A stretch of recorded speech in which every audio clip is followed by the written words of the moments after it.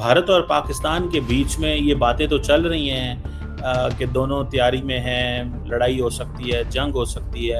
आज क्या 14 अगस्त को बेसिकली पाकिस्तान ने एक नई अनाउंसमेंट की है। Pakistan is going to establish Pakistan first rocket force.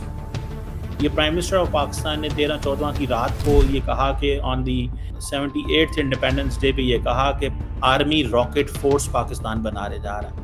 ये एक सेपरेट मिलिट्री ब्रांच होगी, ठीक है जी, जिसका काम होगा हैंडल करना और डिप्लॉय करना मिसाइल्स को कन्वेंशनल कॉन्फ्लिक्ट्स के अंदर। क्या ये न्यूक्लियर वॉर हेड लेके जा सकेगी कि नहीं, that is a separate question. अगर पाकिस्तान के पास जो फतेह 1 फतेह 2 हैं, न्यूक्लियर वॉर हेड तो कोई भी लेके जा सकता है। बाय द वे, ये कोई बहुत बड़ी चीज़ नहीं है, लेकिन डेलिबरेटली आई थिंक पाकिस्तान ने इसको कन्वेंशनल रखा है ताकि इंडिया जो है ना वो शोर ना डाले, क्योंकि वो बार बार में कहता है जी पाकिस्तान न्यूक्लियर ब्लैकमेल करता है, ये करता है, वो।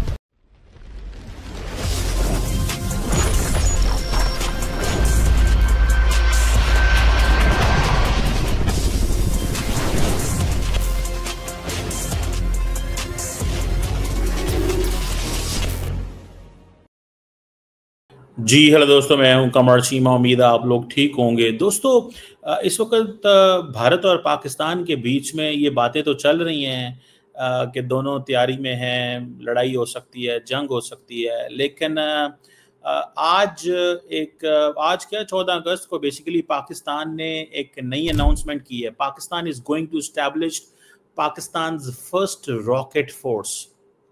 ये प्राइम मिनिस्टर ऑफ पाकिस्तान ने 13-14 की रात को ये कहा कि on the 78th independence day पे ये कहा कि आर्मी रॉकेट फोर्स पाकिस्तान बनाने जा रहा है।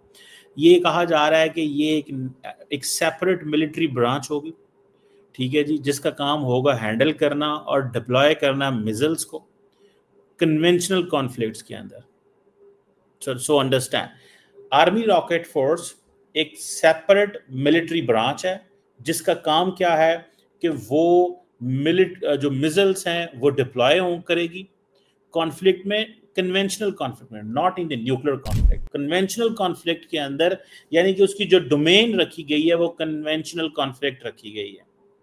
इट मींस कि ये जो क्या ये न्यूक्लियर वॉर हेड लेके जा सकेगी कि नहीं, that is a separate question. अगर पाकिस्तान के पास जो फतेह 1 फतेह 2 हैं, न्यूक्लियर वॉर हेड तो कोई भी लेके जा सकता है। बाय द वे, ये कोई बहुत बड़ी चीज़ नहीं है, लेकिन डेलिबरेटली आई थिंक पाकिस्तान ने इसको कन्वेंशनल रखा है ताकि इंडिया जो है ना वो शोर ना डाले, क्योंकि वो बार बार में कहता है जी पाकिस्तान न्यूक्लियर ब्लैकमेल करता है, ये करता है, वो करता है। सो बहरहाल, ये कमांड जो इंडिया जो है वो ये कह रहा है कि हम अपना पाकिस्तान ये कह रहा है कि जो हमारा एग्जिस्टिंग कमांड स्ट्रक्चर है उससे हम इसको सेपरेट रखेंगे, और जो कॉम्बैट कैपेबिलिटी है मॉडर्न टेक्नोलॉजी की वो इसमें होगी, मॉडर्न टेक्नोलॉजी होगी, और जो कि जिसे वो कहते हैं ना कॉम्बैट कैपेबिलिटी रखेगी, और ये एक स्ट्रेटेजिक फोर्स है टू काउंटर इंडिया। अब इसमें होगा क्या, इसकी अगर मैं वो जैसे कहते हैं ना, जब आप कोई प्रोजेक्ट लेके आते हैं उसकी प्रॉपर्टीज या उसकी आप एक्सप्लेन करते हैं कि इसके सेलिएंट फीचर्स क्या हैं। फॉर एग्जांपल हम ये सवाल करते होते हैं, जब हम यूनिवर्सिटी पढ़ते थे तो वो टीचर कहा करता था राइट सेलिएंट फीचर्स। तो इस रॉकेट फोर्स के सेलिएंट फीचर्स क्या हैं? पहली बात तो ये है कि ये सारे के सारे जो मिसाइल एसेट्स हैं पाकिस्तान को, इनको सेंट्रलाइज कर देगी under the army rocket force command. इस चीज को ज़हन में रखें। अब पाकिस्तान के पास मल्टीपल रॉकेट्स जो है वो मिसाइल्स हैं, मल्टीपल, एक तो नहीं है। शाहीन, अब्दाली, गौरी, बहुत कुछ है ना। वो सारे के सारे जितने भी जो मिसाइल्स हैं they will come under the army rocket force command, ARFC इसको बोलते हैं।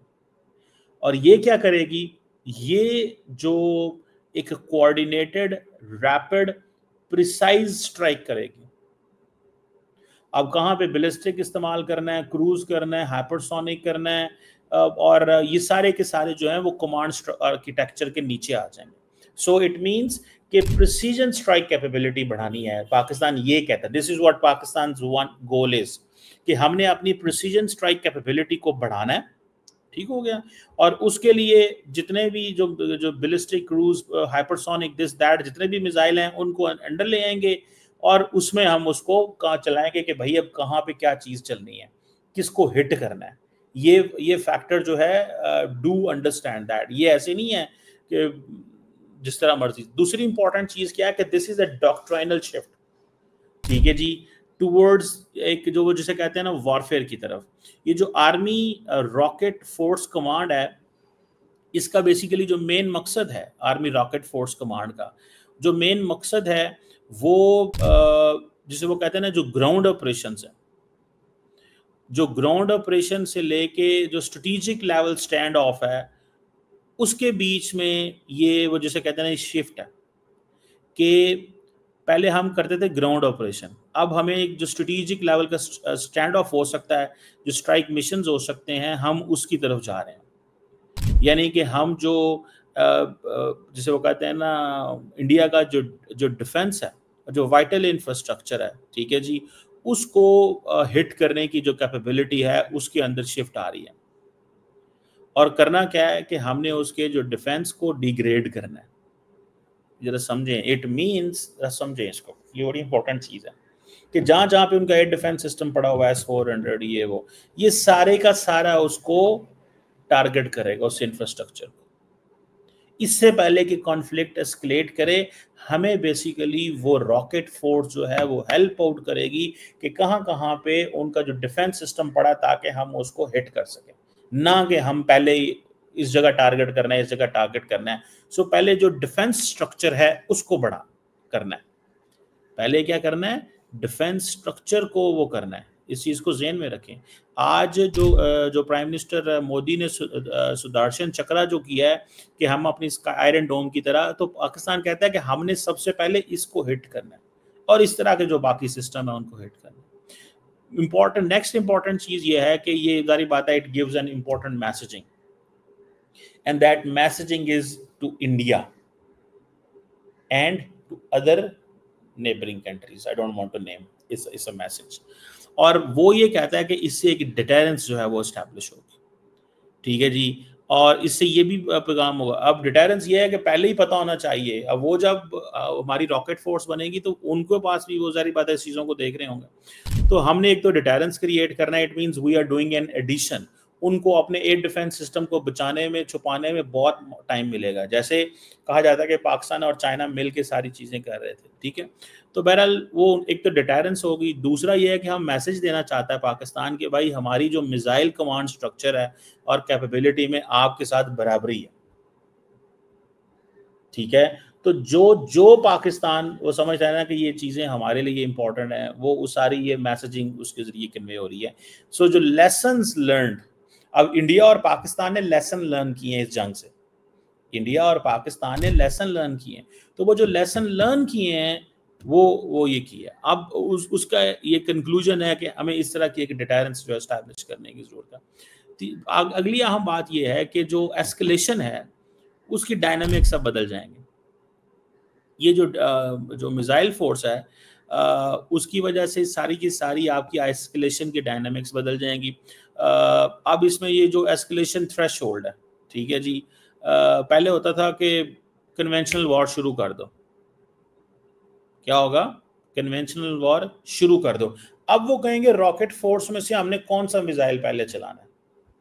ये जरा देखिएगा बात, क्रूज चलाना है, बैलिस्टिक चलाना है, वो आप समझ लें कि ये एक वो होता है ना बूफे, मिसाइलों का बूफे है, ठीक है जी। ये मिसाइलों का बूफे पाकिस्तान लगाएगा, उसके अंदर देखेगा कि कुछ ऐसा करना है कि इंडिया क्या वो जो एस्केलेशन थ्रेशोल्ड है उसको कहीं वो करेगा तो नहीं, क्योंकि पाकिस्तान की जो मौजूदा लीडरशिप है ये it has a different mindset. वो कहते हैं नहीं, रिसेंटली मैंने आपको एक बात बताई थी कि पाकिस्तान ये अंडरस्टैंड करता है कि हमें इससे पहले कि इंडिया बिल्डअप करे और हम पे हमला करे, हमें पाकिस्तान इंडिया पे पहले हमला कर देना चाहिए, प्रोटेक्टिव ऑफेंसिव स्ट्राइक, ठीक है जी। ये आप एक स्ट्राइक कर सकते हैं, ठीक है। तो ये इसकी एस्केलेशन जो है उसको भी रोका जा सकता है ताकि फ्यूचर क्लैश के हवाले से। देन तीसरी अगली अहम बात ये भी है कि डिफरेंट मिसाइल पड़े होते हैं, टेस्ट होते हैं, कोई एडहाक होते हैं, कोई डिप्लॉयड होते हैं, ठीक है। तो ये सारे के सारे जो आपकी रॉकेट जो मिसाइल्स हैं उनको ये इंस्टीट्यूशनलाइज कर देगा, ठीक है जी। और ये आप समझ लें कि आपका एक बड़ा वॉर फाइटिंग टूल है। ये एक डॉक्ट्राइनल और ऑपरेशनल जो एलिवेशन है पाकिस्तान की मिलिट्री प्लानिंग की, पाकिस्तान की मिलिट्री प्लानिंग की ये डॉक्ट्राइनल एंड आपकी समझ लें कि ये आपकी एक ऑपरेशनल एलिवेशन हो रही है। फौज अब थोड़ा डिफरेंट अंदाज से सोच रही है, फौज इस तरह नहीं सोच रही जिस तरह वो एक चीज़ है। सो मुझे ये चीज़ जो है वो नज़र आती है। बहरहाल लेट्स सी इसको हाउ थिंग्स विल अनफोल्ड, या क्या होता है या किस तरह चीज़ें हैं। बहरहाल ये एक फैक्टर जो है वो मुझे नज़र आ रहा है एंड दैट इज़ देयर। देखते हैं कि किस तरह माहौल बनता है पाकिस्तान की इस वो जैसे कहेंगे ना एक फोर्स का या इस चीज़ का क्या सिचुएशन क्या होगी। ठीक है जी, लेट्स सी। एक एक एक एक, एक वो एक एनवायरनमेंट अब डिफरेंट होने जा रहा है। सो पाकिस्तान की जो रॉकेट फोर्स है ये आप समझ लें कि ये एक इम्पॉर्टेंट चीज़ है, इसकी एक सिग्निफिकेंट वो बढ़ गई है। ठीक है, सिग्निफिकेंस बढ़ गई है और अब पाकिस्तान एक नई डोमेन में जो है वो एंटर हो गया। लेट्स सी, देखते हैं कहाँ लड़ाई होती है, किधर लड़ाई होती है, कहाँ पे हम चीज़ें करते हैं, कौन सी चीज़ें करते हैं। Only time will tell. ठीक है जी। अच्छा, पाकिस्तान इसमें बड़ी दफ़ा ये बात कह चुका है कि हमारा जो न्यूक्लियर वेपन है वो एग्रेशन के लिए नहीं है। ठीक है जी, ये डिफेंस पर्पसेस के लिए। ये पाकिस्तान ने बड़ा वैसे क्लियरली ये बात की थी कि हम कोई लड़ाई नहीं करना चाहते, हम कोई हमला नहीं करना चाहते, लेकिन अगर हम पे हमला मुसल्लत होगा, हम पे हमला करेंगे तो हम जवाब देंगे। अच्छा, ये बात इंडिया की फौज को भी पता है, इंडिया की हुकूमत को भी पता है कि this is out of question कि इंडिया पाकिस्तान पे हमला करे और पाकिस्तान जवाब ना दे। तो जब इंडिया ये फैसला करता है कि पाकिस्तान के बंदे मारने हैं, तो इंडिया को पता होता है कि हमारे बंदे भी अब मरेंगे। ठीक है, and then strategic and military capability जो है उसकी पोजीशन भी पता चलेगी कहाँ पे कौन कहाँ पे है। अब फॉर एग्जांपल एयरफोर्स कहाँ पे है, नेवी कहाँ पे है, ये सारी चीज़ें जो हैं वो कहाँ पे है। ठीक है, तो ये चीज़ें जो हैं they are very much important और दैट इज सिग्निफिकेंट चीज़ है ये। ठीक है, और अब देखते हैं कि वो जिसे कहते हैं ना, इंपॉर्टेंट चीज़ ये है कि बनता क्या है इसका, ये रॉकेट फोर्स कब तक फॉर्म में आती है, कब कितनी देर में बनती है। लेकिन कोई लंबा चौड़ा टाइम नहीं पाकिस्तान लेगा, मैं आपको वक्त के हिसाब से बताऊं, मेरी जो सिक्स सेंस कह रही है। क्योंकि इंडिया सोच रहा है 2-3 महीने की बात, कई लोगों का हमारे वैसे ये कहना है कि साल लग सकता है, 1.5 लग सकता है। भाई जितना भी टाइम लगे, आपके पास क्लैरिटी होनी चाहिए इंडिया ने हमला करना है, बात खत्म। आपके पास क्लैरिटी होनी चाहिए इंडिया ने हमला करना है, और हमला जब करना है तो बस ठीक है, फिर आप वो अपनी उसकी जिसे कहते हैं ना वो वो तैयारी कर पकड़ें आप, और वो करें उस चीज़ को। ठीक है, सो बहरहाल ये फैक्टर है। देखते हैं कि यहाँ पे who does what here, but that's